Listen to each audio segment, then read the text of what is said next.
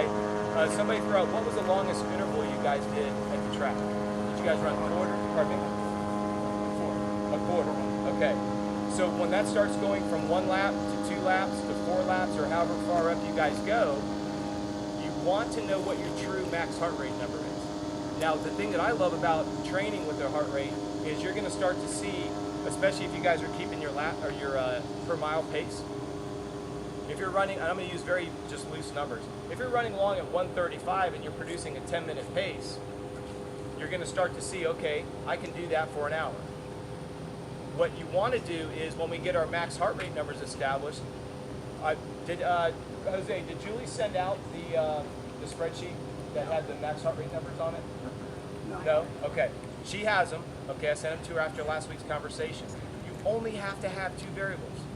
Max heart rate number, specific to yourself, and your resting heart rate. Remember what we said last week? I want you to take your resting heart rate every morning and plot it. Okay, because that shows us if the body's breaking down from all the training. Those are the 2 variables that we plug in. It's an Excel spreadsheet. I had our web guy, all the logarithms are done. Okay, you plug in 2 numbers and it fills in all 5 energy systems. So zone 1 is recovery, zone 2 is aerobic enhancement, and then just goes all the way up to lactate tolerance, zone 5, red line. Here's zone 5, here's zone 1. Okay, so for those of you that are trying to burn body fat, you need to spend the majority of your time on the low end, zone 2 and below. You're like, oh, it's so slow. Well, do you want to burn fat or do you want to run fast? It's your choice. If you're telling me you want to burn body fat, this is why we have so much luck, so much success in our general fitness and weight loss division. Because, no disrespect to the women, but you guys only understand pain.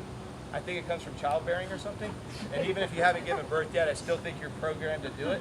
They go to the gym and everything they do is guts to the wall, wide open. Elliptical, treadmill, spin bike, got to go to step aerobics, 100 classes a week.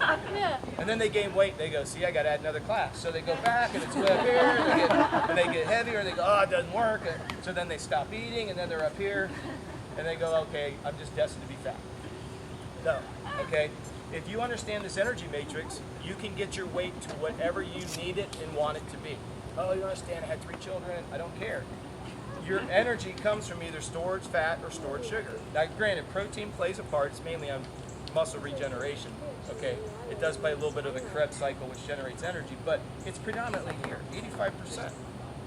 With a heart rate monitor, you're going to know what 100% effort is, and you're going to know what 50% effort is, and you're going to start to see your body transform big time, even if you're not trying to lose weight.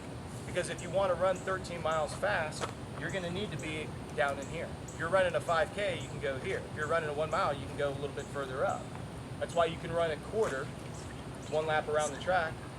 Does anybody think that the speed that you ran around the track, you could sustain that for 13 miles? Okay? And that's what I always like to say, as I teach you last time about our triathletes. Okay, the whole idea on a bicycle is, well, if to ride my bike fast, I'm just in my tallest gear, hardest gear, and just go guts to the wall. Well, what happens? Your legs give out. Well, your running is no different. If you're just going to go out here and try to race up here, go for it. I just want to see if you have enough stored sugar to sustain 90 to 2 hours worth of exercise. I know for a fact you don't, okay? And that's why you see people, they start strong and then they end with a fizzle, okay? So what we're going to do is every time you run, please run with a heart rate monitor, okay? Jose, test race is when? I think Julie said there's a race that you guys are in celebration, I believe? Maybe, Miracle Miles in September. Miracle Miles, thank you. That's what it is. Now, what is that? 15K? 15K. Okay, so little over 9 miles. For those of you that are running 13, okay, we always call it the inverse relationship between volume and intensity. If you're training for 13 and you go out for a 4-mile run, okay, you could take the intensity up on your 4-mile run, but you have to bring the intensity down as the volume goes up. The inverse relationship between volume and intensity. The longer the race, the lower you have to start. If you try to goof with that, you're going to get shot down pretty hard. Okay, the whole idea is, then why can't you sustain your 1 lap pace for 13 miles? See, when you hear 1 lap, you go, oh, I can run this fast because I can go 1 lap.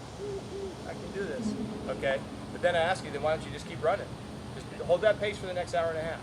You're like, oh, I can't do it. Why? Not strong. Should sound familiar from last week. You don't have the aerobic base. That should sound familiar to last week. And now you're realizing that you can't deliver energy quickly enough. That's what I want you to understand. Just because it's stored doesn't mean it can sustain you for the duration. And again, I know I'm going to hear, oh, you can't see a junk in my trunk, I can go forever. No, you can't, because you're going to run out of sugar. Sugar has to be present to burn fat. And so as soon as the sugar goes to empty, that's what we call a physical bonk. No worries. That's what we call a physical bonk. And has anybody bonked yet on the program? Okay, bonks when you're done and you're just like, oh my gosh, sugar energy's down, you are done. Okay, couldn't go another 5 minutes if you had to. All right, blurry vision, speech is slurred. Okay, if you haven't bonked, you don't want to. It's a very unpleasant experience. Okay, so that's where you're hitting the energy fuel. I'm hoping that you guys got up and at least ate a couple hundred calories, at least an hour or so before. I know it's hard, especially at 6 a.m. But if you don't start training it now on the race day, it's not going to be any easier. And then it's just more anxiety because you're like, well, gosh, I really didn't try this as often as I should have. Now we start the whole guilt punishment thing. Okay? If you're practicing it now, you should know exactly what to do on race morning. You should know what to do race week. Okay? The whole idea of carbo loading, I wouldn't entertain that.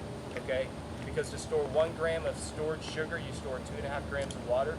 So if the night before you're pounding a pound and a half of spaghetti, you're going to wake up in the morning about 5 pounds heavier. And then everyone says the same thing. I felt so sluggish on the run today. Yeah, because you took a 5-pound dumbbell and put it around your waist. Okay? What I'm saying is, did you eat anything exotic last night? You just ate your normal stuff, I hope. Okay? And then you came out and had your run. Now, if you ran well, keep doing it. If you fell apart, you might want to change it. You know? At least you were honest last week about the bottle of wine and that kind of stuff. Okay? And I get that question all the time, you know, is beer, wine bad the night before? And I always say, if you train on it, then race on it. I mean, why your body doesn't,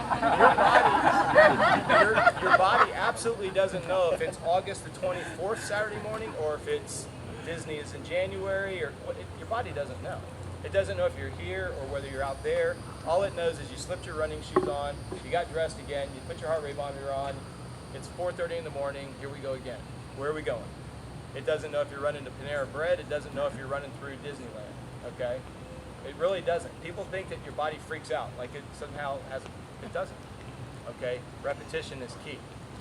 All right, so does anybody have any questions about this whole idea? Max heart rate numbers, the reason why I was asking about the race to Jose is you'll push yourself in a race much harder than you will at the track. You'll push yourself harder at a race than you will out on this open trail. So, one of the things that we do with our athletes to test max heart rate is what we call a negative split. And I like running from the trail like this. Negative split is literally you come back faster than you went out. That's it, nothing fancy, okay? But the idea here is if you run out and you're looking at your heart rate monitor and you're kind of breathing hard, you know you're kind of getting up into these upper ranges on this energy scale, then you turn around and come back and you're like, all right, here we go. I'm gonna light it up. I'm just gonna go, and just like maybe every minute, I wouldn't say break into a, Usain Bolt sprint, but every couple minutes you're trying to pick the pace up to where you're just wide open. You couldn't go any harder if you needed to. Look at what your heart rate is. Most of the heart rate monitors have memory in them now. The old days we had to remember it, okay? But the new heart rate monitors, you can plug them in with a USB port and you get this beautiful graph that tells you your max and your average and all that. You use it, okay? Now, stop the conversation. Every run does not mean it's a max heart rate assessment, okay? Don't get into the heart rate where you think every time I've got to go out, I got to see if I can push that number. We're going to talk about that in a moment, okay? Your goal is that your max heart rate number should actually get lower and lower as you become fitter. We're going to talk about that real briefly here in a second. But the first thing I want you to understand is choose when you're going to do a max heart rate. At the track is a perfect example. You're going to go there and run fast anyways. Do it there, okay? Because if you walk me through, track was on Tuesday, I believe? Thursday, thank you. So what Tuesday look like? What do you guys do on Tuesday? Depends on the schedule. All right, so hills on Tuesday, okay. And then I'm assuming kind of bookend with a couple tempo, active recovery. This is your long run for the week kind of a thing, okay. What I want you to understand is hill repeats, a great place to wear the heart rate monitor and see where your numbers max out at. Now, please understand, if you're doing 10 of those, are you guys doing long pond? Is that where